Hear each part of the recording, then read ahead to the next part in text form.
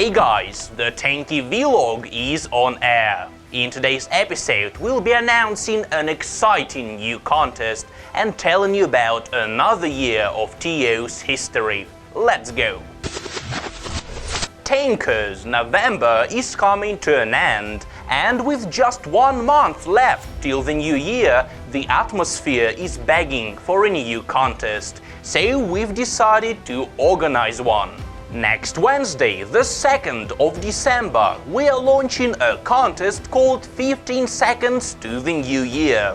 To take part, you'll need to make a 15-second video where you give your New Year wishes to Tanky Online. The more unusual and amusing it is, the higher your chances of winning. Prizes are hundreds of thousands of crystals, months of premium account, Tanky mugs and t-shirts, and of course a dream tank. More information on the contest will be showing up soon on the Tanky Online homepage. Follow the news. Last Tuesday, we opened registrations for the Freestyle tournament, and your enthusiasm for the event really made us happy. In fact, the 64 teams needed for the tournament came in a lot faster than expected. The race for the acid paint and 700,000 crystals starts on the 30th of November. This is when the first battles of the group stage will take place.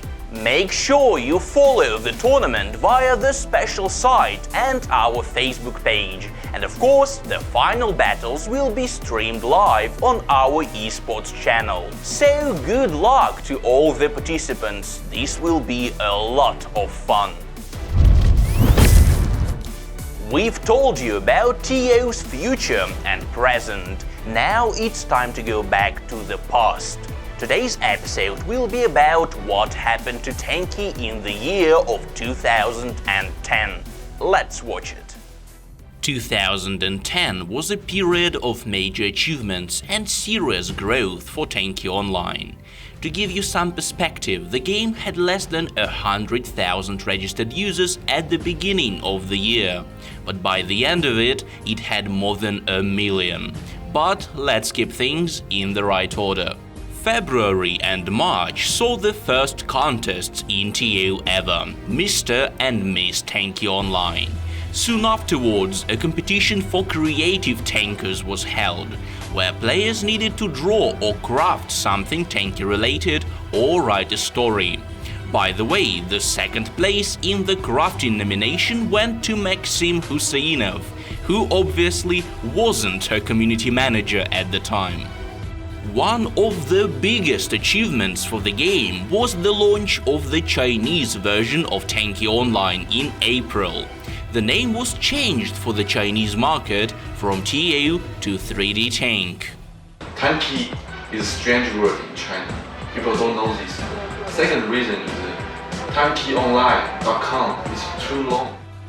Additionally, due to Chinese legislation, servers had to be placed in a separate cluster, which meant players from China never faced tankers from the European version of the game on the battlefield.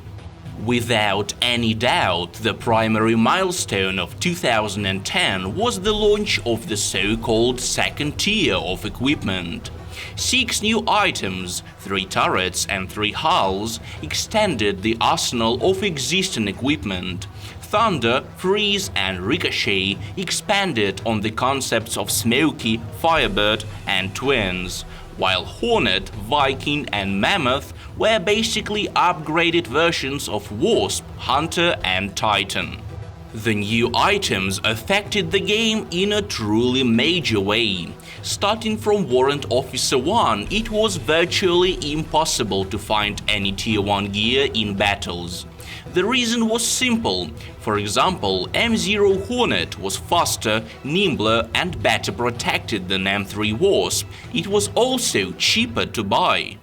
The only items that weren't affected by the two-grade system were Dictator and Railgun, a standard esports combination back in the day. The reign of Hornet in this field began later. And probably the main peculiarity in the game's economy at the time. At the rank of second lieutenant, a tanker had access to all turrets, hulls and paints in the game. Beyond that point, going further up the rank ladder was a lot less motivating than it is now. By the way, the looks for Hornet and Ricochet were totally different at the testing stage. Hornet had 2 sets of tracks on each side, while Ricochet had several barrels and looked a lot like today's Vulcan. In June, Tanky celebrated its first birthday. About a month later, on the 7th of July, the first issue of the Russian TO newspaper was launched, made completely by the community's enthusiasts. After that, dozens of issues followed, providing tankers with a constant flow of guides, reviews, contests, and fictional stories. The second Sunday of September, Tankers Day, saw the first ever discount in TO's history, which provoked unexpectedly negative reactions. Of course, the community soon realized how beneficial these sales were and started looking forward to them on every holiday ever since. In November, TO took part in the Runet Prize. The game had to compete with the biggest players on Russia's gaming market, but managed to get into top 10 in the people's voting. The last milestone for 2010 was the New Year holiday. Themed decorations, unique map, discounts – this is when all the traditional attributes of any Tanky event were born.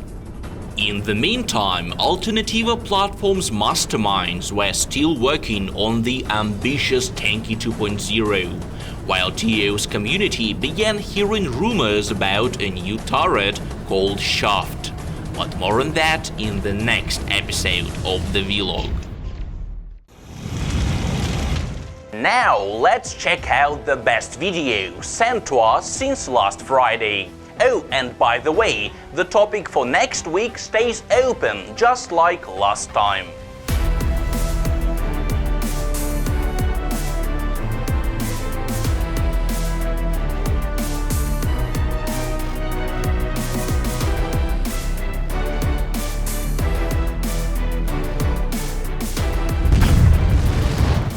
That's all for this episode, guys. Make sure you discuss the vlog in the comments below and hit the like button if you enjoyed what you saw. See you next week.